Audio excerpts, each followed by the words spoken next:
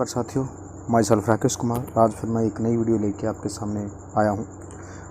और ये जो वीडियो है ये आरआरबी ग्रुप डी का जो एग्ज़ाम चल रहा है उसके लिए बनाई गई है।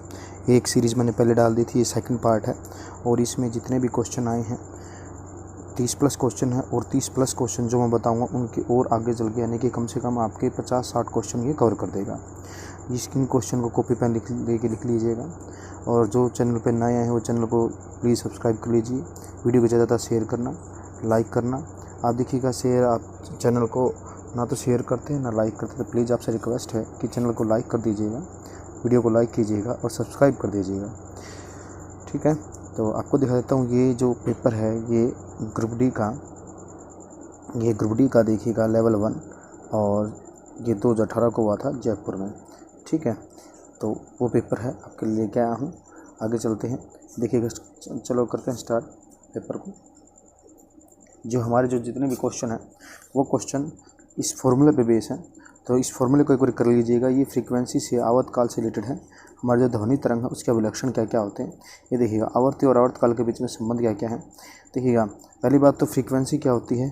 फ्रीक्वेंसी क्या है, जो भी हम कार्य करते हैं वो 1 सेकंड में कितनी बार उसका रिपीटिशन हुआ है। यानी कि हम कह सकते हैं कि हम एक सेकंड में जितनी बार हाथ हिलाते हैं, जैसे 10 बार हमने 1 सेकंड में हाथ हिला दिया, तो ये क्या कहलाएगी, फ्रीक्वेंसी हमारी आवर्ती कहलाएगी। क्या कहलाएगी, आवर्ती, कि ये आवर्ती है। मान लो आपने क्या किया, 1 सेकंड में 10 चक्कर काट दिए, एक सर्कल के 10 चक्कर काट ले, तो आपकी फ्रीक्वेंसी क्या हुई, 10। या 20 चक्कर तो 20। आप ये कह सकते हैं कि आप 1 सेकंड में 20 थप्पड़ मार सकते हैं किसी को, तो वो फ्रीक्वेंसी हो जाएगी 20। यानी कि आवर्ती, यानी कि वो कितनी, आप 1 सेकंड में कितना काम कर सकते हैं, बार बार रिपीट कर सकते हैं, उस चीज़ को पूरा कर सकते हैं। देखिए ऐसे ही जैसे, तो फ्रीक्वेंसी का मीनिंग क्या क्या कह सकते हैं। फ्रीक्वेंसी का मीनिंग ये हुआ कि 1 सेकंड में दोलनों की संख्या। दोलन क्या होते हैं, जैसे ये है पेंडुलम लटका हुआ, इधर से इधर जाएगा, इधर से इधर जाएगा, तो दोलनों की संख्या जब ये कंप्लीट कर लेगा तो 1 सेकंड में उसने कितने कंप्लीट किए हैं वो दोलनों की संख्या कह सकते हैं। या फिर कंपनों की संख्या, 1 सेकंड में कितने कंपन होते हैं, कंपन कंपन कंपन प्रति सेकंड, उसको क्या बोलते हैं, आवर्ती बोला जाता है। या दोलन प्रति सेकंड क्या बोलते हैं, आवर्ती बोलते हैं। क्या बोला जाता है, आवर्ती। दोलन प्रति सेकंड आवर्ती बोलते हैं। या फिर हम कहेंगे कंपन प्रति सेकंड, उसको आवर्ती कहेंगे। या फिर कहेंगे रिपीटिशन, बारंबारता कोई किसी चीज़ की है और वो कितने सेकंड में हो रही है पर सेकंड, उसको कहेंगे आवर्ती कहेंगे। ठीक है। या फिर हम ये कह सकते हैं तरंग, से तरंग है, तरंग चलती है, आपको पता तरंग ऐसे ऐसे ऐसे ऐसे तरंग चलती है, तो वो तरंग कितनी तरंग है, तरंग की संख्या और सेकेंड, ये क्या कहलाएगी, ये कहलाएगा, ये यहाँ पे आप कर लेंगे तरंग और यहाँ पे सेकंड, तो क्या आ जाएगा, आवर्ती आएगी। क्या हो जाएगी, आवर्ती। और आवर्ती को आपको पता है किस में मापा जाता है, आवर्ती को हर्ज में मापते हैं। किस में, हर्ज में, आवर्ती को हर्ज में मापा जाता है। ठीक है, हाँ जी, आगे देखिएगा। अब जो आवर्ती है और आवर्तकाल से, आवर्तकाल क्या होता है, तरंग का कितना, एक तरंग को कितना टाइम लगा उसको आवर्तकाल कहलाता है। यानी कि समय, वो समय कितना लगा है, वो टाइम कितना है, टाइम पीरियड, उसको टाइम पीरियड बोलते हैं। ये देखो टाइम पीरियड, कितना टाइम लगा उस आवर्ती को, सॉरी उस तरंग को। ठीक है, तो वो टाइम पीरियड होता है। आपको पता है कि जब कोई चीज़ कंप्लीट होगी, जब कोई चीज़ क्या होगी, कंप्लीट होगी, जैसे मान लो ये चीज़ कंप्लीट हो रही है, ये अपने फ्रीक्वेंसी पूरी करी है, तो जितनी स्पीड से फ्रीक्वेंसी पूरी करेगी उतना टाइम कम लगेगा, जितनी ये धीरे धीरे करेगी उतना टाइम ज़्यादा लगेगा। ठीक है, यानी कि जो ये वी का मीनिंग यहाँ पे क्या है, वी का मीनिंग देखिएगा, वी का मीनिंग है यहाँ पे आवर्ती और टी का मीनिंग आवर्तकाल। तो जो वी है, वी उल्टा होता है टी के। आप ये कैसे, टी उल्टा होता है वी के, वी उल्टा होता है टी के। यानी कि टाइम पीरियड अगर ज़्यादा होगा, टाइम अगर ज़्यादा होगा तो ये आवर्ती है वो क्या होती है, कम। और अगर टाइम अगर कम है तो आवर्ती होगी ज़्यादा। ठीक है, यानी कि इसका उल्टा 1/t होता है। v इक्वल टू, यानी कि आवर्ती इज इक्वल टू 1/t। ठीक है, उसके बाद देखिएगा, अब है तरंग का जो वेग है, वेग क्या है, तरंग जा रही थी, उसका वेग क्या होगा, उसकी वेलोसिटी यानी कि स्पीड क्या थी, उस तरंग की स्पीड क्या थी। तरंग तो जा रही थी, ये कोई तरंग थी ऐसे ऐसे चल रही थी, तो उसकी स्पीड क्या थी, तो उसकी स्पीड का यानी कि वेलोसिटी निकालने का क्या है, जो उसकी तरंग दैर्घ्य थी, यानी कि ये ऐसे लिखते हैं लैम्डा से, और उसकी आवर्ती ऐसे वी करके ऐसे लिखते हैं न्यू से, इसको न्यूल बोला जाता है। ऐसे तरंग दैर्घ्य आवर्ती यानी कि वेवलेंथ इनटू फ्रीक्वेंसी। तरंग का वेग कैसे निकला जाता है, तरंग दैर्घ्य इनटू में आवर्ती। तो ये 3 फॉर्मूले हैं, मैंने अभी एक पहले फार्मूला बताया, ठीक है, एक ये और एक ये जो फॉर्मूले हैं इन्हीं से रिलेटेड बहुत सारे क्वेश्चन आए हैं, इनको रट लीजिएगा, कॉपी पेन लेके उसको नोट कर लीजिएगा, इन्हीं से बहुत सारे क्वेश्चन। अभी हम आगे क्वेश्चन करते हैं, देखिएगा। देखिए पहला क्वेश्चन है, किसी माध्यम में तरंग की गति 600 मीटर पर सेकंड है, यदि उसी माध्यम में किसी बिंदु से 1 मिनट में 600 तरंगें गुजर रही हों तो तरंग दैर्घ्य क्या होगी। देखिएगा वही क्वेश्चन है, अब देखिए कैसे निकालते हैं। पहले देखिएगा ये जो दे रखा है ये है तरंग की गति, क्या है ये जो दे रखा है ये तरंग की गति रखी है, यानी कि तरंग की गति है, ये तरंग की गति है। आपको पता है कि फॉर्मूला क्या था, तरंग की गति क्या था, तरंग दैर्घ्य लैम्बडा इंटू में फ्रीक्वेंसी, ये क्या था, ये था लैम्बडा इंटू फ्रीक्वेंसी आरती, ये फॉर्मूला था। थोड़ी देर पहले हमने जो किया था वो फॉर्मूला ये हमने नोट कर लिया।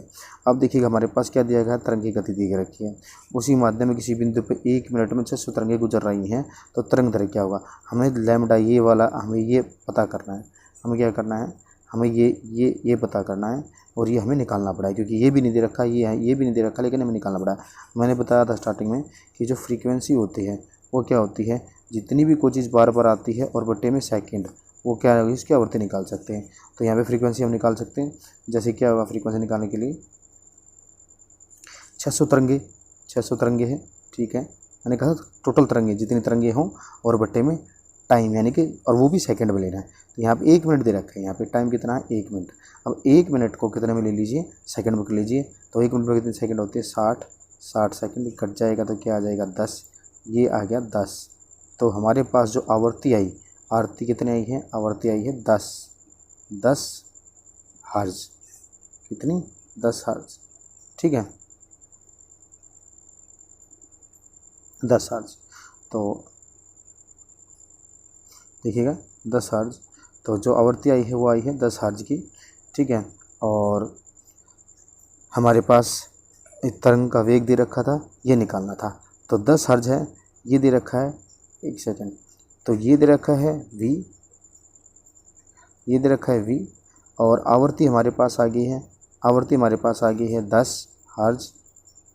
तरंग दैर्घ्य में निकालनी है, तो जो आवृत्ति है आपको पता फॉर्मूला मैंने अभी थोड़ी देर पहले बताया था, v इज इक्वल टू तरंग दैर्घ्य गुणा में आवृत्ति, ठीक है। तो आवृत्ति यहाँ पे गुणा में, तो इसके यहाँ पे भाग में चली जाएगी, जब इसी तरह लेके जाएंगे तो यानी कि 600, v कितना है 600 और आवृत्ति कितनी है 10, जो हमने अभी भी निकाली है, कितना आ जाएगा कट पिट के 60, इसका आंसर आएगा लैम्बडा, यानी कि तरंग दैर्घ्य कितनी आएगी, तरंग दैर्घ्य आएगी 60 मीटर, ये होगा इसका आंसर, ठीक है। ऐसे ही और क्वेश्चन आ जाए तो आप कर सकते हैं, ठीक है। आगे चलते हैं, आगे देखिएगा, यदि ध्वनि का तरंग का वेग, ध्वनि के तरंग का वेग इतना और आवृत्ति इतनी रखी, तो बिल्कुल आसानी से सीधे निकालना है कि ध्वनि का तरंग का जो वेग है वो कितना दे रखा है, इतना दे रखा है, और इसका आवृत्ति इतनी दे रखी है। वही है फॉर्मूला तरंग का वेग का, यानी कि v का क्या है इज इक्वल टू तरंग तरंग दैर्घ्य, ठीक है, क्या है तरंग का वेग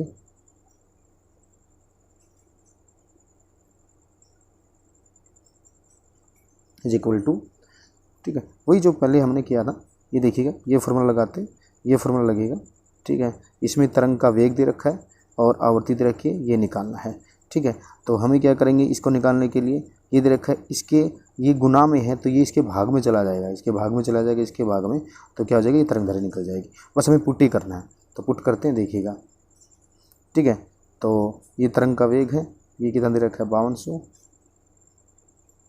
और आवृत्ति कितनी रखी है 1000, 2030, और ये आ जाएगा 5.2 मीटर, ये आएगा करेक्ट आंसर, ठीक है।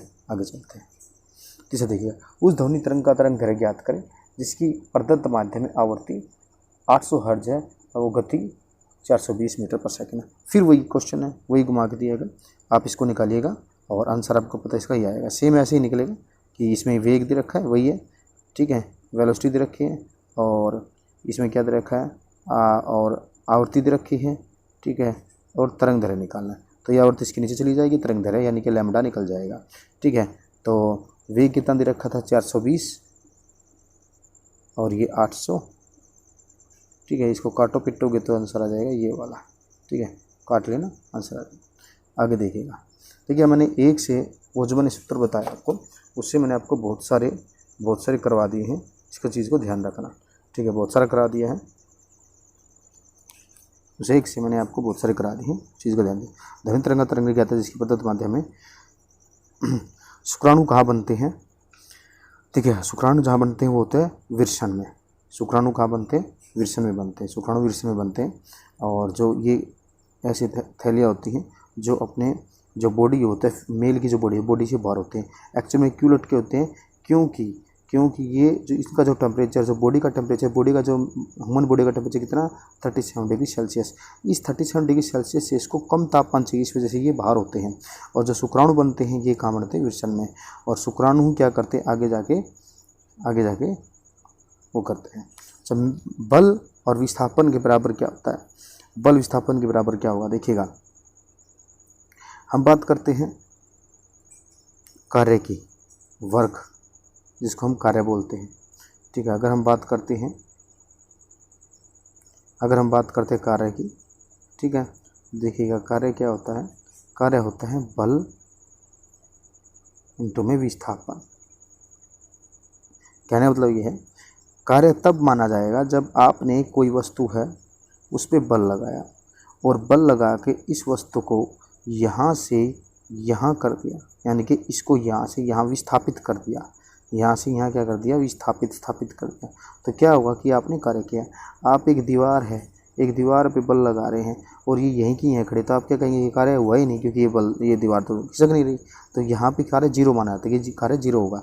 लेकिन यहाँ से यहाँ अगर कोई चीज़ आपने बल लगा और वो यहाँ से यहाँ चली गई है, विस्थापित, यानी कि पहले ए पॉइंट पे थी और अब बी पे चली गई, तो हम कहेंगे वो कार्य हुआ है। तो उसको क्या बोला जाता है, कार्य, ठीक है। अच्छा, ये एंगल पे डिपेंड भी करता है, बल इंटू में विस्थापन कोस थीटा होता है, ये कोस थीटा, ये ध्यान रखना।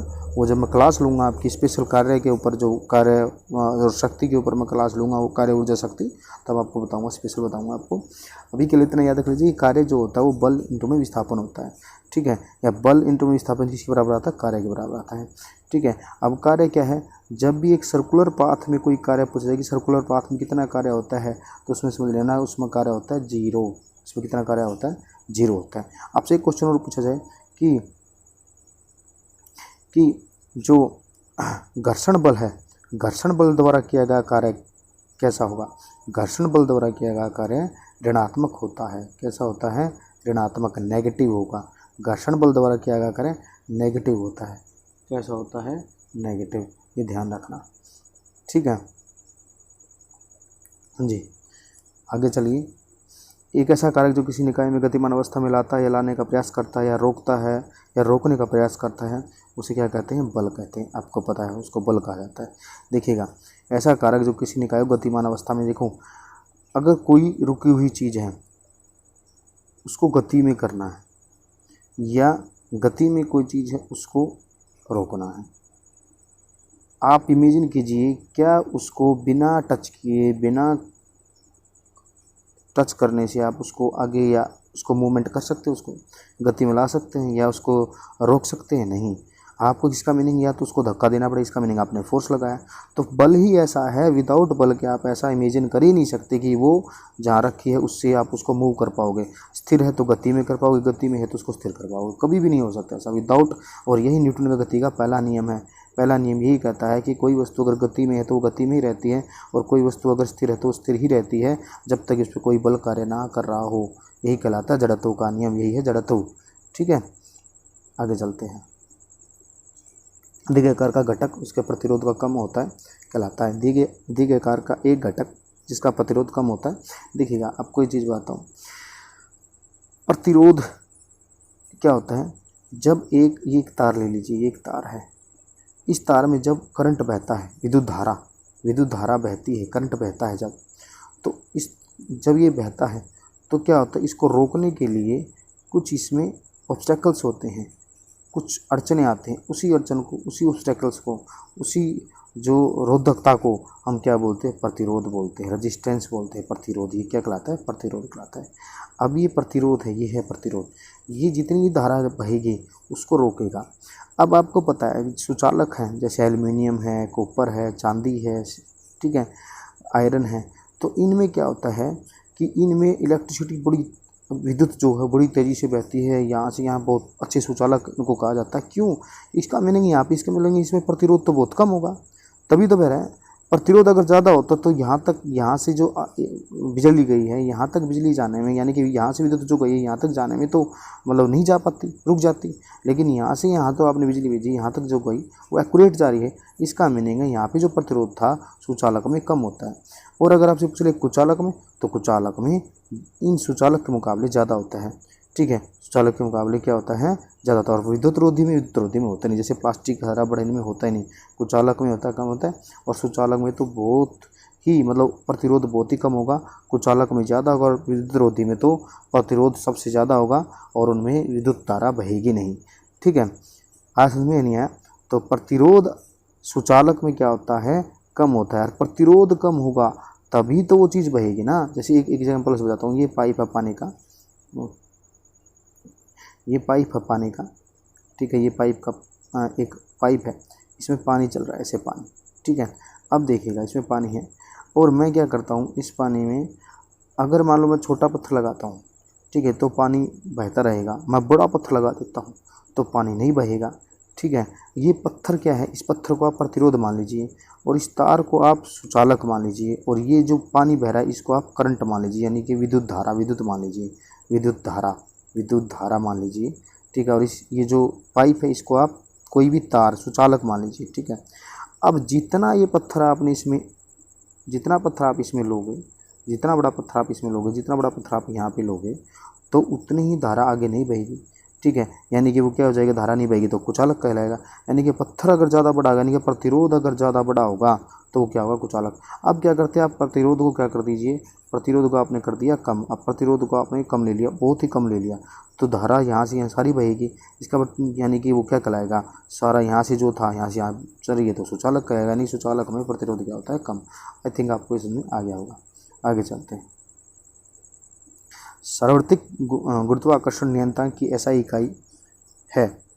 देखिएगा SI इकाई पूछिए इसमें। सबसे पहले तो मैं बता दूं कि गुरुत्वाकर्षण नियंत्रण, सार्वत्रिक गुरुत्वाकर्षण नियंत्रण क्या होता है। देखिएगा, इसको G से डिनोट किया जाता है, कैपिटल G से। एक छोटा G भी होता है जिसको ग्रेविटी बोला जाता है, ये होता है ग्रेविटेशनल फोर्स, जिसको G से लिखा जाता है, G से। इसको न्यूटन मासे ने, जो हमारे आइजैक न्यूटन थे हमारा थे, उन्होंने इसके बारे में बताया था। साइंटिस्ट थे बहुत अच्छे, उन्होंने इसके बारे में बताया।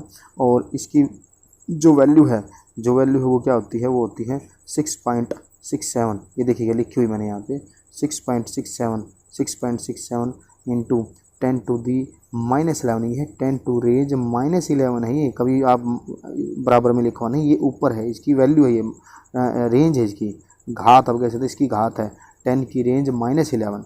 ठीक है, न्यूटन मीटर स्क्वायर किलोग्राम पर स्क्वायर, किलोग्राम पर स्क्वायर, इनवर्स स्क्वायर है। ठीक है, पर स्क्वायर, किलोग्राम पर स्क्वायर। और ये जो वैल्यू दी थी 6.6, ये दी थी हेनरी क्वांटिस ने। आप बताऊँ, गुरुत्वाकर्षण बल के बारे में बताने वाले थे न्यूटन। ये एक बहुत ही अलग बात है कि न्यूटन ने गुरुत्वाकर्षण, सार्वत्रिक गुरुत्वाकर्षण बल नियंत्रण के बारे में बताया था। उन्होंने कहा था कि आप कहीं भी चले जाओ, जो सार्वत्रिक गुरुत्वाकर्षण नियंत्रक है वो वही रहेगा, चाहे आप धरती पर हो चाहे आप कहीं भी चलाओ, वो सेम रहेगा, वो कभी नहीं बदलेगा। ठीक है, उसको आपको कॉन्स्टेंट लेना, नियंत्रक का मीनिंग होता है कॉन्स्टेंट, ये कॉन्स्टेंट रहेगा। ठीक है, ये जो वैल्यू है 6.67 10⁻11 नैनोमीटर, ये किसने दी थी, हेनरी क्वांटिस ने। हेनरी क्वांटिस एक बहुत ही अच्छे साइंटिस्ट थे, इन्होंने इस वैल्यू को दिया था कि G की वैल्यू क्या होगी, ये होगी। अब देखिएगा, ये जो इसका नियंत्रक की SI क्या आती है, देखिएगा ये आता है G का फॉर्मूला, ये है गुरुत्वाकर्षण नियंत्रक। ठीक है, इसमें क्या होता है, फोर्स और जो होती है डिस्टेंस, फोर्स इंटू डिस्टेंस। ठीक है, फोर्स इंटू डिस्टेंस और दो मासिस को जब हम गुना कर देंगे तो देखिए फोर्स का क्या आएगा, न्यूटन, और डिस्टेंस का क्या आएगा, मीटर स्क्वायर, और मासिस का क्या था, मास किलोग्राम में, ये किलोग्राम है तो पर किलोग्राम स्क्वायर। तो इसका नियंत्रण क्या जाएगा, न्यूटन मीटर स्क्वायर पर किलोग्राम स्क्वायर।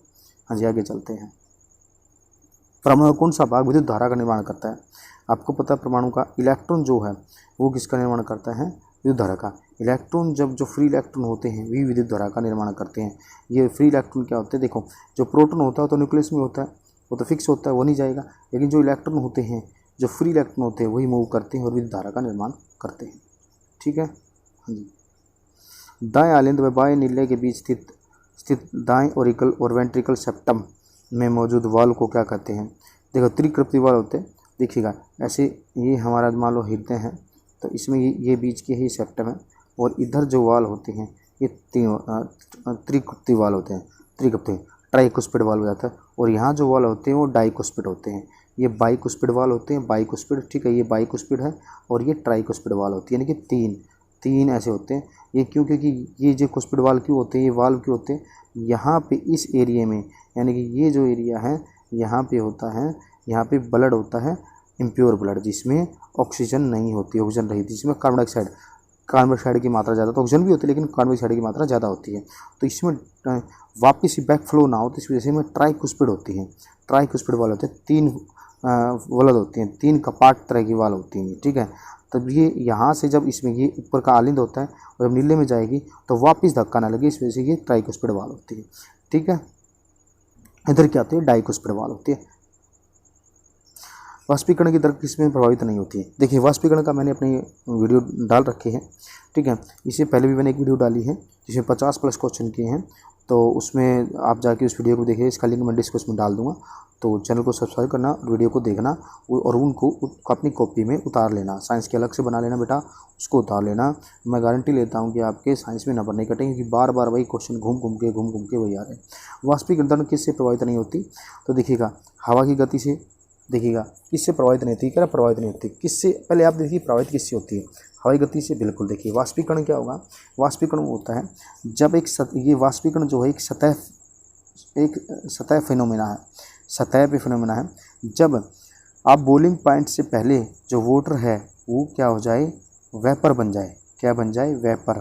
बॉइलिंग पॉइंट से पहले, इसका बॉइलिंग पॉइंट 100 है, लेकिन 100 टेम्परेचर होने से पहले वो सारा उड़ना स्टार्ट करते हैं। इससे क्या होता है, आप कपड़ों को क्या करते हैं, पानी होता है उसको फैला देते हैं और वो पानी उड़ना स्टार्ट कर देता है, पानी उड़ना स्टार्ट करता है। या कपड़े तो उसको खोल के सुखा देते हैं, जब खोल के सुखाते हैं इसमें से पानी सारा उड़ना स्टार्ट कर देता है। तो ये जो काम है ये क्यों है, क्योंकि ये वाष्पीकरण के कारण सारा हो रहा है, ठीक है। तो वाष्पीकरण एक स्थायी सतह के क्षेत्रफल पे काम करते हैं, बिल्कुल करती है, ठीक है। अगर अच्छा तापमान, जैसे गर्मियों में जल्दी कपड़े सूख जाते हैं, सर्दियों में कम सूखते हैं, तापमान भी डिपेंड करता है, बिल्कुल करता है। तापमान अगर ज़्यादा होगा तो जल्दी वाष्पीकरण होगी। फिर हवा की गति से, बिल्कुल, अगर हवा चल रही है तो और भी जल्दी कपड़े सूख जाते हैं। जैसे सर्दियों में देखिएगा तापमान उतना नहीं होता, लेकिन हवा चलती है तो हवा चलती है तो उस टाइम पे कपड़े सूख जाते हैं। एक और होता है ह्यूमिडिटी पे भी डिपेंड करता है। किस पे डिपेंड करता है, ह्यूमिडिटी पे। एक होती है ह्यूमिडिटी यानी कि आर्द्रता। अगर आर्द्रता है, अगर आर्द्रता ज़्यादा है तो वाष्पीकरण कम होगा, और अगर आर्द्रता कम है तो वाष्पीकरण ज़्यादा है। यानी कि आर्द्रता ज़्यादा होगी तो वाष्पीकरण कम होगा, यानी कि उल्टा होता है। आर्द्रता वाष्पीकरण के हमेशा उल्टी होगी, इन्वर्सली प्रोपोर्शनल होगी, इन्वर्सली। यानी कि अगर आर्द्रता ज़्यादा होगी तो वाष्पीकरण कम होगा, और अगर आर्द्रता कम होगी तो वाष्पीकरण ज़्यादा होगा। जैसे बारिश के मौसम में आर्द्रता ज़्यादा होती है तो उस टाइम पे वाष्पीकरण, कपड़े जल्दी से नहीं सूखते, वाष्पीकरण क्या हो जाता है, कम हो जाता है। या वहाँ पे जो पानी कोई फैला हुआ जल्दी से नहीं सूख पाता, आपके घरों में सीलन आ जाती है, क्यों आती है, कि वहाँ पे आर्द्रता ज़्यादा है और वाष्पीकरण नहीं हो पा रहा है, ठीक है। तो इसका आंसर क्या होगा, देखिएगा किस पे, 4 पे डिपेंड करता है वाष्पीकरण, 4 चीज़ों पे डिपेंड करता है। किस पे, हवा पे डिपेंड करता है, सतह पे डिपेंड करता है, तापमान पे डिपेंड करता है और आर्द्रता पे डिपेंड करता है, आर्द्रता पे, ठीक है, आर्द्रता पे। पानी के स्तर पे डिपेंड है, पानी कितना भी हो, कोई लेवल हो, कुछ नहीं हो, इस पर डिपेंड नहीं करता। इसका आंसर क्या होगा, ये होगा, ठीक है। हाँ जी, आगे चलते हैं। यौन प्रजनन के दौरान जब 2 व्यक्तियों की शुक्राणु कोशिकाएं संयोजित होती हैं तो वे बनाती हैं, देखिएगा वो क्या बनाती हैं, युग्मनज बनाती हैं, अंडा बनाती हैं, एंडोसोम या भ्रूण। देखिए भ्रूण तो लास्ट की स्टेज है, तब नहीं बनता, अंडा उसमें बनता है। तो हम इसके बारे में मैं आगे बताता हूँ, इसका आंसर होगा युग्मनज। देखिएगा स्लाइड में आगे बताता हूँ, देखिएगा ये अंडा जो उसमें अंडा दे रखा था, ये मादा जो फीमेल है, फीमेल से ओवरी से हर महीने, फीमेल की ओवरी से हर महीने क्या होता है, एग निकलते हैं, ठीक है। ये एग ओवरी से निकल के कहाँ चले जाते हैं, फ्लोपियन ट्यूब में। कहाँ चले जाते हैं, फ्लोपियन ट्यूब में। किस में चले जाता है, फ्लोपियन ट्यूब। जो फ्लोपियन ट्यूब होती है, फ्लोपियन ट्यूब जिसको ओविडक्ट, डिंब वाहिनी भी बोलते हैं, डिंब वाहिनी, ये डिंब वाहिनी में चले जाते हैं, ठीक है। और जो मेल से हैं, यानी कि जो नर से स्पर्म सेल जो होते हैं, टेस्टिस से जो निकलती हैं, वो क्या करती हैं, वो इन एग से मिलती हैं। इन एग से क्या आते हैं, मिलती हैं। कहाँ मिलती हैं, फ्लोपियन ट्यूब में, डिंब वाहिनी में, ओविडक्ट जिसको बोलते हैं, फ्लोपियन ट्यूब बोलते हैं। आपसे पूछा जाए कि जो स्पर्म है और मादा के जो एग हैं उनसे कहाँ मिलन होता है, तो उनका मिलन होता है फ्लोपियन ट्यूब में। कहाँ होता है, फ्लोपियन ट्यूब या डिंब वाहिनी में, ठीक है। और इसी प्रक्रिया को जब मेल गैमेट यानी कि स्पर्म का यानी कि शुक्राणु, स्पर्म का मीनिंग है शुक्राणु और इसका मीनिंग है अंडाणु, यानी कि जो मादा का है अंडाणु और जो नर का है वो शुक्राणु, जब ये मिलते हैं तो इसको बोला जाता है निषेचन, फर्टिलाइजेशन। क्या बोला जाता है? फर्टिलाइजेशन। ये कहलाता है फर्टिलाइजेशन, ये कहलाएगा फर्टिलाइजेशन, ठीक है, यानी कि निषेचन, इसको बोलते हैं निषेचन। या एक वर्ड और था उर्वरीकरण, उर्वरीकरण, उर्वरीकरण, उर्वरीकरण भी बोल दिया जाता है कई बार, निषेचन, फर्टिलाइजेशन, ठीक है। तो ये क्या करेगा, जब ये मिलेंगे तो अब क्या बनेगा, एक सिंगल न्यूक्लियस बन जाएगा, इसको बोला जाता है जाइगोट। इसको हिंदी में युग्मज बोला जाता है, युग्मज, ठीक है, ये बन जाएगा जाइगोट। तो वो जो था वो जाइगोट था, यानी कि इनके मिलने से क्या बना है, जाइगोट। अब ये इसमें धस जाएगा इसका न्यूक्लियस और ये एक बन जाएगा और एक बन के क्या बनेगा, ये बन जाएगा जाइगोट। अब आगे इसमें डेवलपमेंट होती रहेगी, डेवलपमेंट होती रहेगी, ठीक है। और ये जो डेवलपमेंट है और ये क्या कहलाएगा, आगे बन के इसमें कुछ बॉडी पार्ट बना स्टार्ट होगी, एम्ब्रियो कहलाएगा, ये हो जाएगा एम्ब्रियो। तो एम्ब्रियो लास्ट की स्टेज होती है जब बेबी बना स्टार्ट हो जाता है। अब ये एम्ब्रियो, एक क्वेश्चन हो, अब ये जो एम्ब्रियो है जाइगोट बन जाएगा, जाइगोट बनने के बाद, जाइगोट बनने के बाद जब ये एम्ब्रियो बनेगा तो ये एम्ब्रियो कहाँ जाएगा, क्या ये फ्लोपियन ट्यूब में रहेगा या फिर ये आगे चला जाएगा? ये फ्लोपियन ट्यूब में नहीं रहता, ये चला आता है, जैसे ये मैं ऐसे बना देता हूँ, ये मादा प्रजनन अंग है, ठीक है, ये फ्लोपियन ट्यूब है। तो जो ये फर्टिलाइजेशन होगा ये कहाँ होगा, फ्लोपियन ट्यूब में होगा।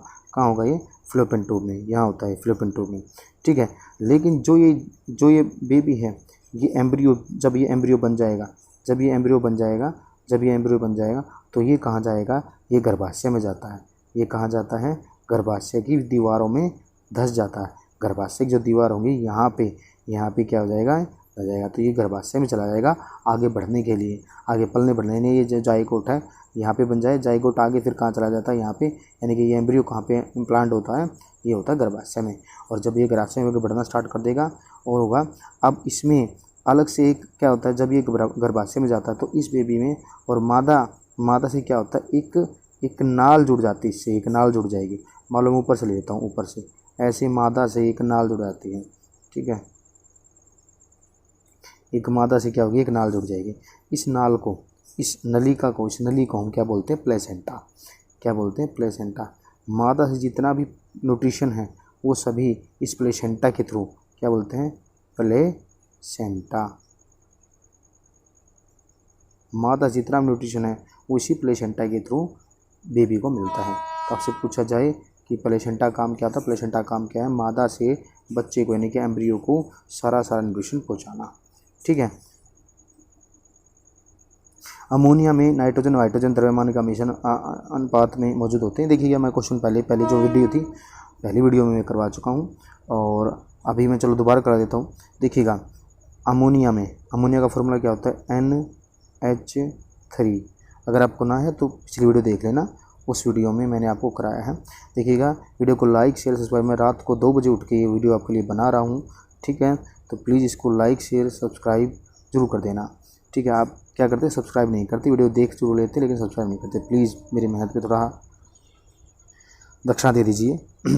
देखिएगा, इसमें N के कितने हैं, N के जो एटम है वो 1 है, हाइड्रोजन के कितने हैं, 3 है। पहले तो ये देखना है, पहले तो ये देख लीजिए, 3 है। अब ये देखिएगा, इनका जो द्रव्यमान है वो कितना होता है। नाइट्रोजन का जो द्रव्यमान होता है वो कितना होता है, 14। नाइट्रोजन का द्रव्यमान कितना होता है, 14, ठीक है, एटॉमिक नंबर 7। और हाइड्रोजन में कितना होता है, 1, लेकिन यहाँ पे कितने रखे हैं, 3, यहाँ पे कितने हैं, 3, तो 3 लिख लिया। अब ये आगे कट नहीं रही तो हम सिंपल लिख लेते हैं, तो क्या होगा इसका रेशियो, 14:3, तो इसका आंसर हो जाएगा ये वाला, ठीक है। अगर इसी तरह वो कहता पानी का बताइए, पानी का बताइए, H2O, तो H2O का बताइए, तो आपको पता है यहाँ पे कितने हैं, हाइड्रोजन कितने हैं, 2, तो हाइड्रोजन 1 का कितना होता है, 1, 2 का 2। ऑक्सीजन कितनी है, 1 ही ऑक्सीजन है, लेकिन ऑक्सीजन का जो एटॉमिक नंबर होता है 16, कितना है, 16। अब इनको काटेंगे तो क्या आ जाए, 1:8, तो आंसर आ जाएगा हमारा 1:8। अगर पानी दिया होता तो पानी का द्रव्यमान हमेशा अनुपात में होता है, अनुपात पूछा होता तो 1:8 का अनुपात रहता है। ऐसे और भी बहुत सारे हैं, आप निकालिएगा, ठीक है। हाँ जी, आगे देखिए, मैं आपको एक क्वेश्चन देता हूँ, कार्बन डाइऑक्साइड का आपको निकालना है।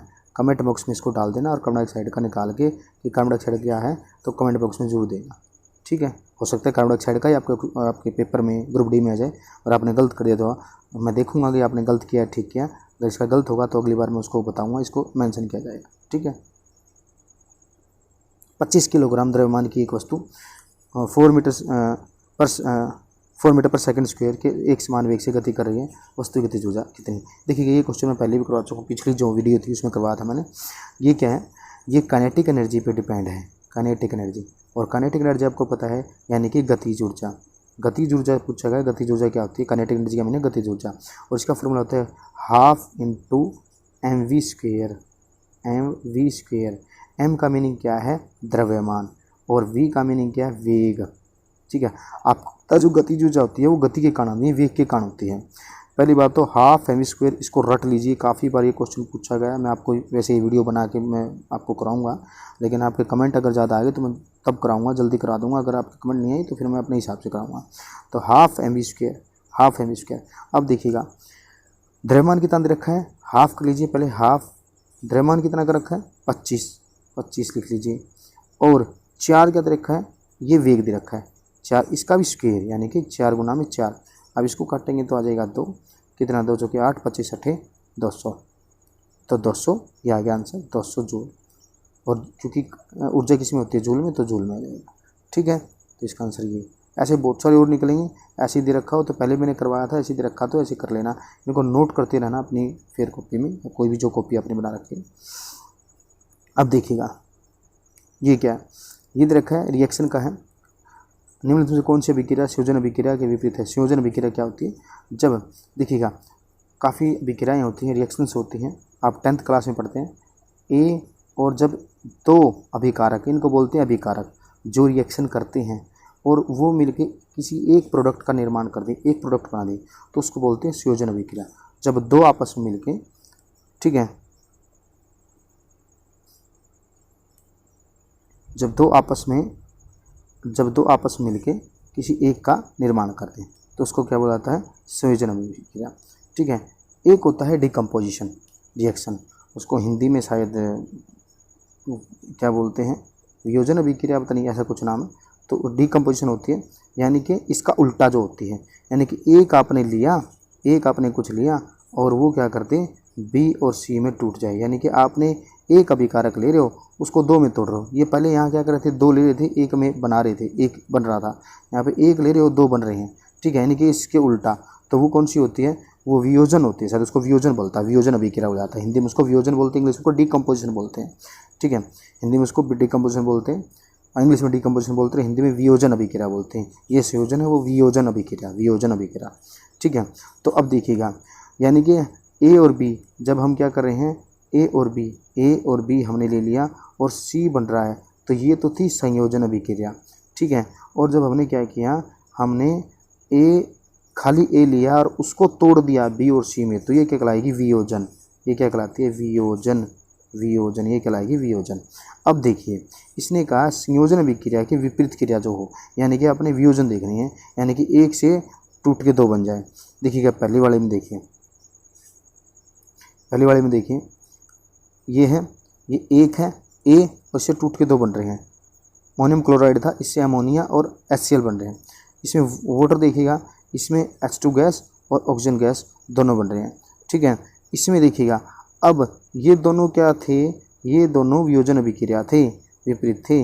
लेकिन इसमें देखो, इसमें 2 चीज़ें हैं और 2 चीज़ें बन रही हैं, यानी कि ये जो है, ये है वियोजन अभिक्रिया, तो ये दोनों संयोजन अभिक्रिया के विपरीत होंगे। ठीक है, और जो ये है डिस्प्लेसमेंट रिएक्शन, इसको बोलते हैं डिस्प्लेसमेंट। ये होता है डिस्प्लेसमेंट रिएक्शन, इसको ज़्यादा डिस्प्लेसमेंट रिएक्शन। ठीक है, तो हमारा जो आंसर होगा फर्स्ट और सेकंड होगा। ठीक है, आगे चलते हैं। 17वें समूह के तत्वों को क्या कहा जाता है। देखिएगा, मैंने आपको पिछली जो वीडियो थी उसमें बता भी दिया था, प्रोडक्ट टेबल दिखा के आपको बताया था 17वें समूह थे। देखिए ऐसे कुछ, ये जो हमारी प्रोडक्ट टेबल ऐसे बनी हुई है, ये प्रोडक्ट टेबल ऐसे है। ठीक है, इसमें ये जो खड़े हैं इनको क्या बोलते हैं, ऐसे खड़े को हम बोलते हैं समूह, और ऐसे लेटे हुए को हम बोलते हैं आवर्त। ऐसे खड़े को हम बोलते हैं समूह, ऐसे को। इसमें 18 समूह हैं और 7 आवर्त हैं। ठीक है, 7 आवर्त हैं। तो जो पहले पे आती है, ये जो पहला ग्रुप है, इस पहले ग्रुप को हम क्या बोलते हैं, क्षारीय धातुएं। इस ग्रुप को क्षारीय धातुओं बोला। जो सेकंड वाला ग्रुप है, सेकंड वाले ग्रुप को बोलते हैं क्षारीय मृदा धातुएं। सेकंड वाला जो ग्रुप है ना, सेकंड वाला जो ग्रुप है उसको क्षारीय मृदा धातुएं बोला जाता है। हैलोजन जो 17वां नंबर पे है उसको बोला जाता है हैलोजन ग्रुप। 18वें नंबर पे उसको बोलता है नोबल गैसेज ग्रुप। तो जो 17वां नंबर पे जिसमें पूछा 17वें समूह को, जो 17वें नंबर पे जिसमें फ्लोरीन, क्लोरीन, ब्रोमीन, आयोडीन, ये जो वाला है फ्लोरीन, क्लोरीन, ब्रोमीन, आयोडीन, ये सभी किस में आएंगे 17वें ग्रुप में। और ये सभी क्या है हैलोजन, ये सभी क्या बनते हैं साल्ट बनाते हैं। जैसे NaCl, ये क्या है साल्ट है, कॉमन साल्ट NaCl, ठीक है, NaCl सोडियम क्लोराइड। तो ये जो Cl लग गया यानी कि क्या कर रहे हैं हैलोजन ग्रुप से 17वें ग्रुप में है और ये क्या कर रही है साल्ट बना रही है, ठीक है, ये क्या कर रही है साल्ट बना रही है, ठीक है जी। आसन में तो हैलोजन का आपको समझ में क्षारीय मृदा धातुएं, हाइड्रोजन वाले जो ग्रुप है पहले वाला जो ग्रुप है उसमें पहले वाला जो ग्रुप है उसमें क्षारीय धातु होती है, जो सेकंड ग्रुप है उसमें क्षारीय मृदा धातुएं होती है, ठीक है। आगे चलते हैं। मानव में गैसों का आदान प्रदान होता है।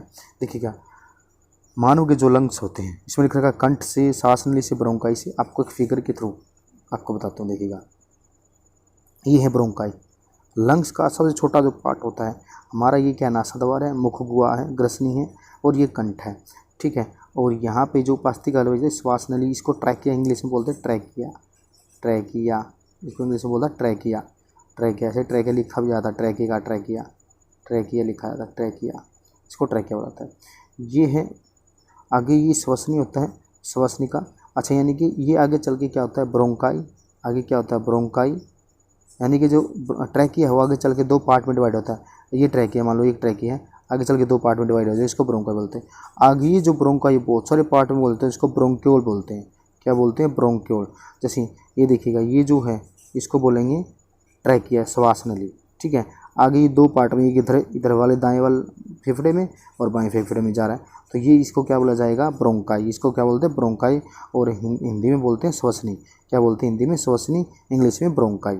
उसके बाद ये आगे चल के बहुत सारे पार्ट में डिवाइड है, जिसको बोलते हैं श्वसनिका और इंग्लिश में बोलते हैं ब्रोंक्योल्स। क्या बोला जाता है ब्रोंक्योल्स, क्या बोलते हैं ये जो आगे बहुत सारे पार्ट में ब्रोंक्योल्स, क्या बोला जाता है ब्रोंक्योल्स,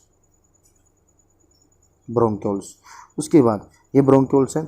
अब ये ब्रोंक्योल्स के आगे लास्ट में क्या होती है बहुत सारे छोटे छोटे गुब्बारे लाइक स्ट्रक्चर जो लगी होते हैं उसको बोलते हैं कुपिका, एल्वुलाई, इंग्लिश में बोलते हैं एल्व्यूलाई, एल्व्यूलाई, एल्व्यूलाई, इसको इंग्लिश में बोला जाता है एल्वुलाई और हिंदी बोलते हैं कुपिका।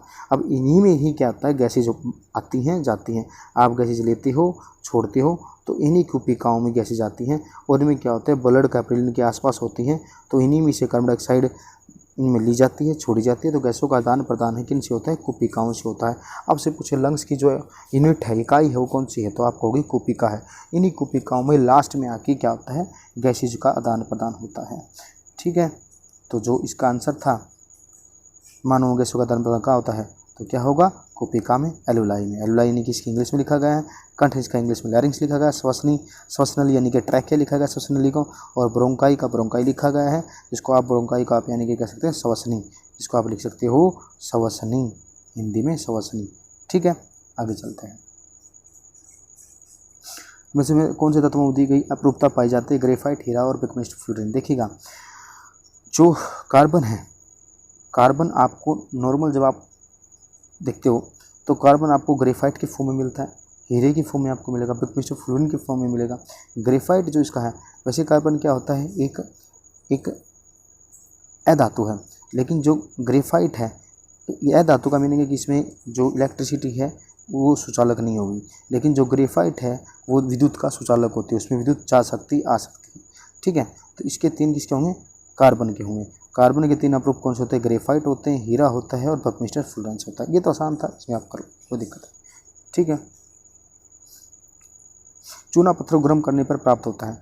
देखिएगा जब चूना पत्थर, पहली बात तो आपको चूना पत्थर का फॉर्मूला पता होना चाहिए। चूना पत्थर का फॉर्मूला होता है कैल्शियम कार्बोनेट, ये है चूना पत्थर का फॉर्मूला। जब आप उसको हीट करते हो, हीट का देखो ये ऐसे लिखते हैं, ये डेल्टा से, इसका मीनिंग है ये हीट कर रहे हैं। जब आप इसको हीट करते हैं तो ये किस में टूट जाता है, कैल्शियम ऑक्साइड में, इसमें कैल्शियम ऑक्साइड में, ठीक है। जब आप इसको क्या करते हो हीट करते हो तो ये किस में टूट जाता है, calcium oxide plus carbon dioxide, plus carbon dioxide दो चीज़ों में।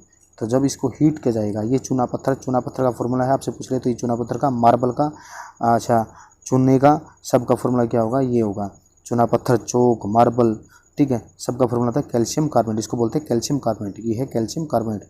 जब इसको हीट किया तो क्या निकलेगा कैल्शियम ऑक्साइड, और ये कैल्शियम ऑक्साइड ही क्या है अनबुझा चूना, इसको बोलते हैं अनबुझा चूना। ये क्या है? अनबुझा चूना। ये जो है ये है अनबुझा चूना, इसको बोला जाता है अनबुझा चूना। ये है अनबुझा चूना, ठीक है, ये है अनबुझा चूना या क्विक लाइम इसको बोलता है। क्विक लाइम क्या बोलते हैं?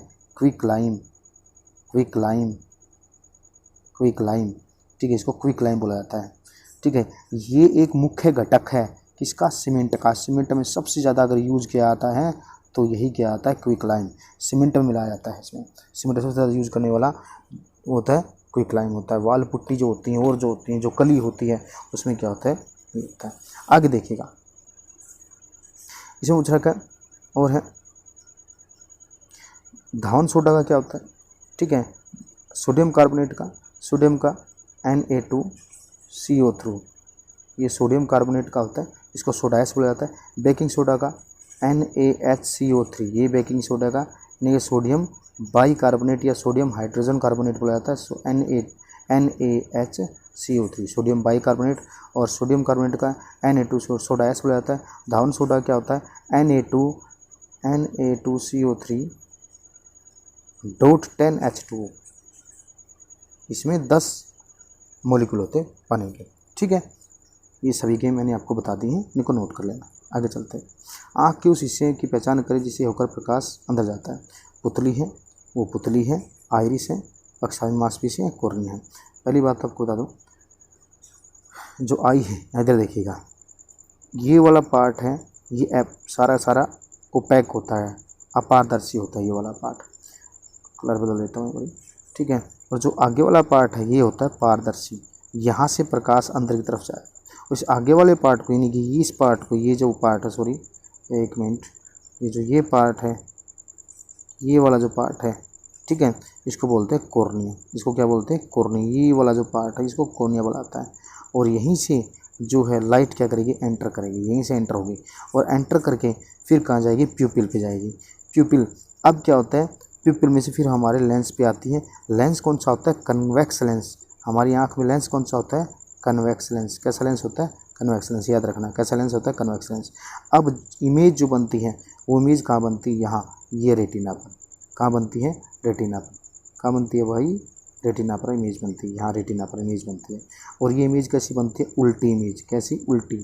वास्तविक व उल्टी, वास्तविक बनती है वह उल्टी इमेज बनती है, ठीक है, वास्तविक व उल्टी इमेज बनती है। अब देखिएगा, आपसे पूछ लिया आइरिस का काम क्या है। आपसे पूछा जाए कि आइरिस का क्या करता है, तो आइरिस का जो काम है वो क्या है? वो जो ये प्यूपिल के साइज़ को घटाना बढ़ाना है, आइरिस का काम है। आपसे पूछ ले जो सिलरी मसल है, इसका काम क्या है? इसका काम है फोकल लेंथ को, लेंस की जो फोकल लेंथ है इसको घटाना बढ़ाना, लेंस की फोकल लेंथ को घटाना बढ़ाना। आपसे पूछ लिया जाए जो हमारा आँख का जो आँख की जो फोकल दूरी होती है, आँख की जो फोकल दूरी है वो कितनी होती है? कम से कम न्यूनतम दूरी क्या होती है? तो आप बताएंगे 25 सेंटीमीटर। न्यूनतम दूरी क्या होती है? 25 सेंटीमीटर। आप है ना 25 सेंटीमीटर से अगर पास कोई किताब को लेके आ जाएंगे तो आपको धुंधला दिखाई देना पड़ेगा, बिल्कुल पास ले आना अपनी आँखों के, तो आपको देखेंगे कि उसको आपको धुंधला दिखाई देगा। और अधिकतम कितनी होती है? ये होती है मिनिमम। ये कितनी है? मिनिमम, कम से कम दूरी, न्यूनतम दूरी, ठीक है। ये क्या है? न्यूनतम दूरी है। आपकी आँख की फोकल लेंथ जो होती है, ठीक है, फोकसी दूरी जो होती है वो होती है 25 सेंटीमीटर न्यूनतम, फोकस दूरी जो होती है आँख की। और जो फोकस दूरी आँख की जो अधिकतम होती है वो कितनी होती है? अनंत। वो कितनी होती है? अनंत, यानी दूर तक आप देख सकते हैं, ठीक है। आगे चलते हैं। अगर वीडियो को आप पसंद आ रही हो तो प्लीज़ वीडियो को लाइक कीजिएगा, शेयर कीजिएगा, और चैनल को अगर नए हैं तो सब्सक्राइब जरूर कर लीजिएगा। यदि हम किसी के दिए गए बल के क्षेत्र को बढ़ाते हैं तो इसके दाब प्रति इकाई क्षेत्र को डैश कहते हैं। यदि हम किसी के दिए गए बल के क्षेत्र को बढ़ाते हैं, देखिएगा, जब भी हम दाब की बात करते हैं यानी कि प्रेशर की बात करते हैं तो प्रेशर का फॉर्मूला आता है फोर्स अपॉन में एरिया, यानी कि एरिया के उल्टा। जब एरिया बढ़ाओगे, एरिया घटाओगे तो प्रेशर बढ़ाएगा, और जब एरिया को आप बढ़ाओगे तो प्रेशर घट जाता है, उल्टा होता है, यानी कि एरिया से बिल्कुल उल्टा होता है प्रेशर। जैसे फॉर एग्जांपल आप क्या लेते हैं? कील ले लेते हैं, कील ली आपने, ठीक है, एक कील ली, आगे से पतली होती है। आप इधर से दीवार में गाड़ोगे या इधर से दीवार में गाड़ोगे? आप होगे भी इधर से, इधर से आसानी से घट जाएगी। इधर से क्यों नहीं घटेगी? इधर से तो घट ही नहीं सकती। क्यों नहीं घटी? क्योंकि इधर का जो एरिया है वो बहुत कम है। इधर का कम एरिया, तो आपने फोर्स लगाया, आप फोर्स लगाए थे, तो फोर्स लगाया तो यहाँ पे जितना एरिया कम होगा उतना ज़्यादा प्रेशर लगेगा। ज़्यादा कम एरिया तो प्रेशर ज़्यादा लगेगा, प्रेशर ज़्यादा आसानी से अंदर चली जाएगी। लेकिन उल्टी साइड से यहाँ पे एरिया क्या था? ज़्यादा था, आपने प्रेशर लगाया, सॉरी आपने फोर्स लगाया, तो प्रेशर क्या लगेगा? कम लगेगा, अंदर नहीं जा पाएगी। और जैसे देखिएगा आपके जो क्या होता है एक्चुअल में, आपके जो जूते होते हैं, आप जूते पहन के चलते हैं, आप जो जूते पहनते हैं, जूते देखिए आप जूते आपने पहन रखे हैं, तो आपने अगर हाई हील के पहन रखा है, तो अगर रेत है, रेत में धंस जाएंगे, क्योंकि एरिया क्या है, अब एरिया कम हो गया, प्रेशर ज़्यादा लगेगा, एरिया कम से प्रेशर ज़्यादा लगेगा तो धंस जाएंगे। लेकिन आपने चौड़े पैरों वाले जूते पहन रखे हैं, चौड़े चौड़े, ठीक है, जूते पहन रखे हैं, तो क्या होगा, वो दीवार उस पर चलेंगे तो क्या होगा, वो धंस नहीं पाएगी, मिट्टी धंस नहीं पाएगी, क्योंकि अब की बार क्या होगा, एरिया ज़्यादा हो गया, प्रेशर कम लगेगा। ऐसे ही और देखिएगा, देखिए जैसे क्या होता है, जो गाड़ी होती है, गाड़ी के जो टायर होते हैं वो बहुत चौड़े चौड़े बनाए जाते हैं। गाड़ी के टायर हैं वो कई कई होते हैं, बहुत चौड़े होते हैं। जितने ज़्यादा टायर चौड़े होंगे तो गाड़ी क्या होगी, आसानी से निकल जाएगी, वो मिट्टी में नहीं धंस पाएगी, कहीं पे कीचड़ है उसमें नहीं धंस पाती। क्यों? क्योंकि यहाँ पे एरिया बढ़ गया तो प्रेशर क्या होगा, कम लगेगा, प्रेशर कम लगेगा तो वहाँ से आसानी से निकल जाएगी, ठीक है। लेकिन एक साइकिल है, और उस साइकिल के टायर बिल्कुल पतले पतले हैं, और वो क्या होता है, वो धंस जाएगी। हालांकि उस पर इतना वजन भी नहीं था, लेकिन इस ट्रक में क्या होता है, इस ट्रक में तो बहुत सारा वजन लगता है, फिर भी निकल जाता है। लेकिन एक साइकिल जिस पे बस एक आदमी बैठा हुआ था वो धंस जाती है। ऐसा क्यों? क्योंकि इसका जो एरिया था वो कम था तो प्रेशर ज़्यादा लग रहा था, इसमें एरिया कम था, इसमें एरिया ज़्यादा था, प्रेशर कम लग रहा था, जिससे निकल जाएगी। तो इसमें यही क्वेश्चन रखा। एक क्वेश्चन और जो मोस्टली पूछा जाता है कि जो रेलवे लाइन होती है उनके नीचे स्लीपर बिछाए जाते हैं, ऐसे स्लीपर बिछाए जाते हैं, क्यों बिछाए जाते हैं? क्योंकि दाब को बढ़ाने के लिए। स्लीपर हो जाएगा, एरिया बढ़ जाएगा, एरिया बढ़ जाएगा तो आपको पता है कि दाब है वो घट जाएगी। एरिया बढ़ जाएगा, एरिया बढ़ाने के लिए होता है, एरिया बढ़ाना हमें, लाइनों के नीचे एरिया बढ़ाना है। एरिया बढ़ जाएगा तो जो दाब पड़ेगी, जो दबाव पड़ेगा, दाब पड़ेगी किसकी, रेलगाड़ी की जो दबाव पड़ेगी, ट्रेन की जो दबाव पड़ेगा रेल लाइन के ऊपर, तो वो कम पड़ना चाहिए। इस वजह से हम एरिया को बढ़ा देते हैं। एरिया को बढ़ाने के लिए हम क्या करते हैं, उस पर स्लीपर बिछा देते हैं। स्लीपर को होता है एरिया को बढ़ाने के लिए और दाब को कम करने के लिए, ठीक है।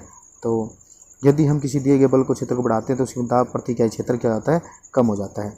क्या हो जाता है भाई, कम हो जाता है, उसका दाब कम हो जाएगा। और ये कह देता है यदि हम किसी के बल के क्षेत्र को बढ़ाते हैं, घटाते हैं, घटाना हो तो हमें क्या करना पड़ेगा, उसके क्षेत्रफल को बढ़ाना पड़ेगा। क्षेत्रफल को बढ़ा दीजिए, वो कम हो जाएगा। नहीं कि एक चीज़ को बढ़ाओगे तो एक चीज़ कम हो जाएगी, एक चीज़ बढ़ाओ एक चीज़ कम हो जाती है, ठीक है। आगे चलते हैं।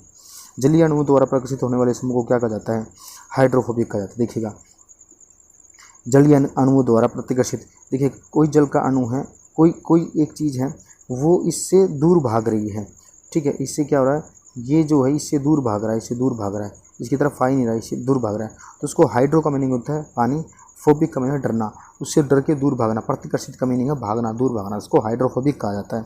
और जो पानी की तरफ आकर्षित होता है उसको बोलते हैं हाइड्रोफिलिक, उसको बोला जाता है हाइड्रोफिलिक, उसको क्या बोलता है, हाइड्रोफिलिक। जो पानी की तरफ आकर्षित हो उसको हाइड्रोफिलिक, वो फील कर रहा है। और जो फोबिक यानी कि उसको दूर भाग रहा है, तो प्रतिकर्षित का ये होगा उससे दूर भागना। त्वरित गति का समीकरण नहीं है। देखिए मैंने पिछली जो वीडियो थी उसमें आपको तीनों समीकरण मैंने बताए थे, उस वीडियो को दोबारा देख लेना। उसमें पे जो देखिए गति का जो पहला समीकरण ये है, गति का दूसरा समीकरण ये है, गति का तीसरा समीकरण ये है, और ये कोई समीकरण नहीं है, ऐसे ही काट पीट के बनाया, तो इसका आंसर ये होगा। जो पहला समीकरण है, गति का पहला समीकरण है, ये वेग और टाइम के बारे में, वेग और समय के बारे में बताता है।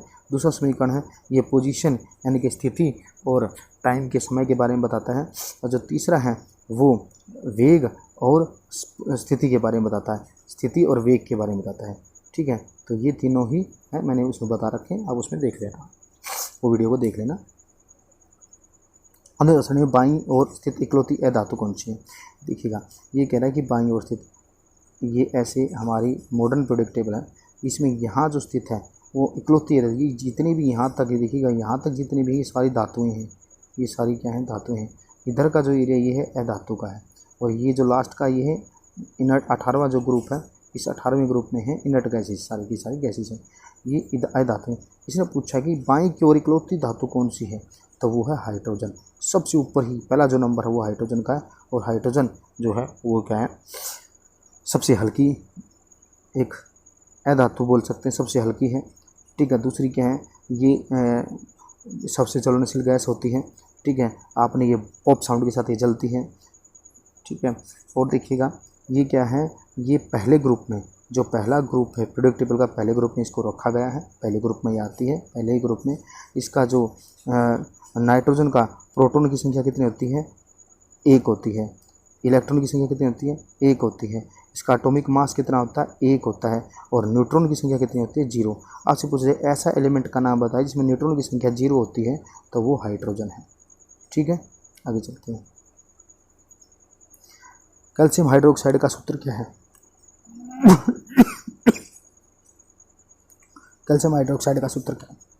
देखिए कैल्शियम हाइड्रोक्साइड का सूत्र होता है ये और कोई सूत्र नहीं है, ये कोई सूत्र नहीं है, ये भी नहीं है, ये भी नहीं, ये एक्चुअल सूत्र ये होता है कैल्शियम हाइड्रोक्साइड, ठीक है। ये होता है एक्चुअल में जो कैल्शियम के ऊपर जो पावर, कैल्शियम की जो होता है वो 2 होता है, और OH का होता है 1। तो ऐसे क्रॉस लिखा जाता है, जैसे ये OH पे क्या होता है, 1 वैल्यू होती है OH की, तो इसके नीचे लिखा जाएगा। और कैल्शियम कितनी होती है, 2, तो इसके नीचे लिखा है। तो एक को कभी लिखते नहीं, तो इस तरह से करके इस तरह से लिख देते हैं, ठीक है। तो ये फॉर्मूला होता है कैल्शियम हाइड्रोक्साइड का, ठीक है। धान सोडा के एक अणु में पानी के कितने अणु पाए जाते हैं? तो 10 अणु पाए जाते हैं। मैंने पहले क्वेश्चन मैंने आपको कराया 10 अणु पाए जाते हैं, ठीक है। फॉर्मूला अभी आपको आगे बता दूंगा मैं, देखिएगा। ये कुछ फॉर्मूले हैं। बेकिंग सोडा का फॉर्मूला क्या होता है, सोडियम हाइड्रोजन कार्बोनेट या बाइकार्बोनेट बोल दिया जाता है इसको। वाशिंग सोडा, ठीक है, वाशिंग सोडा सोडियम कार्बोनेट इसको बोला जाता है, सोडियम कार्बोनेट। इसमें देखिएगा 10 मोलिक्यूल हैं। डेकाहाइड्रेट, सोडियम कार्बोनेट डेकाहाइड्रेट इसको बोला जाता है, डेकाहाइड्रेट, ठीक है। इसको फुल फॉर्म क्या है, डेकाहाइड्रेट, यानी कि 10 मोलिक्यूल पानी के हैं। फिर ब्लूविट्रल का देखिए, ब्लूविट्रल जो होता है, ब्लूविट्रल होता है कॉपर सल्फेट को जाता है, और यानी कि इसके यानी कि नीला थोथा, हिंदी में इसको बोलते हैं नीला थोथा, हिंदी में इसको नीला थोथा, विट्रोल कहेंगे थोथा या कशिश बोल देते हैं। तो कॉपर सल्फेट डॉट 5H2O कितना होता है, इसमें 5 मोलिक्यूल होते हैं पानी के, कितने, 5, इसमें होते हैं 5 मोलिक्यूल, इसको बोलते हैं नीला थोथा। उसके बाद ग्रीन विट्रोल यानी कि हरा थोथा क्या होता है, आयरन सल्फेट डॉट 7H2O, हरा थोथा में क्या होता है, पानी के 7 मोलिक्यूल होते हैं, 7H2O। जिप्सम का फॉर्मूला देखिएगा, calcium sulphate dot 2H2O, dot 2H2O calcium sulphate, ठीक है, डाइहाइड्रेट। अच्छा, उसके बाद है ऑयल ऑफ विट्रोल। जो ऑयल ऑफ विट्रोल होता है यानी कि सल्फ्यूरिक एसिड, ये जो देखिएगा जितने भी विट्रोल बनते हैं सल्फ्यूरिक एसिड, इसी ऑयल ऑफ विट्रोल इसको बोला जाता है। जितने विट्रोल बनते हैं, विट्रोल और भी बहुत ज़्यादा होते हैं, वाइट भी विट्रोल होता है, और भी विट्रोल होता है, येलो विट्रोल होता है, लेकिन जो मेनली आते हैं तो ब्लू और ग्रीन ही आपसे पूछे जाते हैं। ऑयल ऑफ विट्रोल किसको बोला जाता है, H2SO4 को। और H2SO4 ही बैटरी में, हमारी बैटरी में भरा जाता है। अम्लों को राजा भी H2SO4 के सल्फ्यूरिक एसिड को, यानी कि इस H2SO4 को अम्लों को राजा बोला जाता है। हमारी जो बैटरी, कार की बैटरी, जो लेड आयन बैटरी जो होती है, लेड बैटरी जो होती है, उसमें कौन सी होती है, जो हमारे घरों में जो इन्वर्टर बैटरी लगी हुई है, उसमें कौन सी एसिड भरा हुआ है, H2SO4 भरा हुआ है, ठीक है। सोडा एस का फॉर्मूला क्या होता है, सोडियम कार्बोनेट, ये सोडा एस का, यानी कि सोडे की राख इसको बोलते हैं, ये है सोडा एस। उसके बाद मार्बल चिप्स मैंने बताया था, यानी कि मार्बल, संगमरमर, चूना पत्थर, ये सभी का फॉर्मूला क्या होगा, ये होगा। लाइम वाटर यानी कि बुझा हुआ चूना, स्लैक्ड लाइम इसको बोल देते हैं, स्लैक्ड लाइम क्या बोल देते हैं, स्लैक्ड लाइम, बुझा हुआ चूना का फॉर्मूला क्या है, ये है, ठीक है। अनबुझे चूने का फॉर्मूला क्या है, कैल्शियम ऑक्साइड। अनबुझे चूने का फॉर्मूला क्या है, कैल्शियम ऑक्साइड, ठीक है। ब्लीचिंग पाउडर का फॉर्मूला क्या है, कैल्शियम ऑक्सीक्लोराइड। अनबुझा चूना कैसे बनता है, सॉरी कैल्शियम ऑक्सीक्लोराइड, ये ब्लीचिंग पाउडर है, ये ब्लीचिंग पाउडर का फॉर्मूला है, ये कैसे बनता है, जो अनबुझा चूना होता है, इसमें जब क्लोरीन गैस की रिएक्शन कराई जाती है तो क्या बन जाता है, कैल्शियम ऑक्सीक्लोराइड बन जाता है, ठीक है। आगे चलते हैं। में से कौन सी धातु विद्युत के बेहतर सुचालक है? देखिएगा, विद्युत की सबसे बेहतर सुचालक होती है चांदी, फिर आता है तांबा। तो विद्युत की सबसे बेहतर जो सुचालक है वो क्या है, चांदी होती है। इसका जो प्रतिरोध है, इसमें जो प्रतिरोधकता होती है वो बहुत कम होती है, और प्रतिरोधक कम, जो मैं पहले बता चुका हूँ, प्रतिरोधकता अगर कम होगी तो वो सुचालक ज़्यादा बेहतर होती है, ठीक है। आगे जी,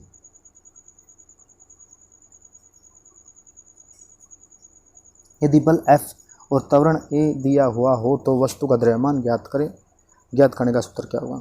देखिए, वस्तु का द्रव्यमान ज्ञात करने का, देखिएगा, पहले मैं पिछली वीडियो में आपको बता चुका हूँ कि जो F होता है